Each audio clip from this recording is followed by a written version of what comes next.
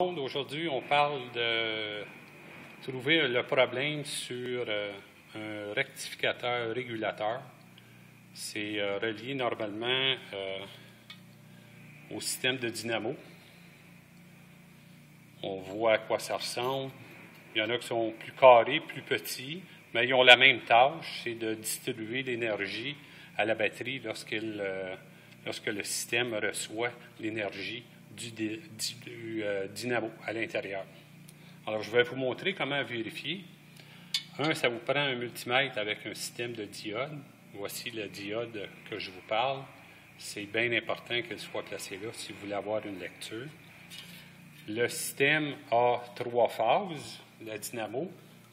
On voit à l'intérieur ici le système positif, négatif et les 3 phases du système dynamo. Alors, je vais placer ma première sonde sur le système qu'on dit négatif, avec le fil noir et blanc. L'autre, c'est noir et rouge. Lui, il est noir et blanc. Alors, je le pose ici et je vérifie mes 3 phases. Normalement, vous devriez avoir une lecture aux alentours de 545 à peu près, 44, 45. On va regarder ça. 547, c'est normal. La deuxième phase, 543, c'est normal. Entre 540, 545, 550, ça aussi, c'est normal. Alors maintenant, je vais faire l'inverse. Je vais placer mon système négatif sur la borne positive, le fil noir et rouge, et je recommence pour voir si l'énergie se transforme en lecture. Alors, 545,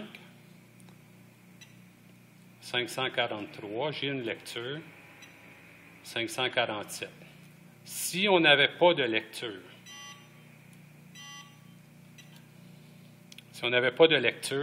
c'est que le rectificateur régulateur serait défectueux. Il faudrait le changer. Il faut prévoir un montant au-delà de 200 $, 250 même, pour une moto comme la mienne. Alors, j'espère que ça a répondu à vos attentes et que la vidéo vous a montré un des problèmes qui peut survenir lorsqu'on place notre système de charge défaillant. Merci. À la prochaine.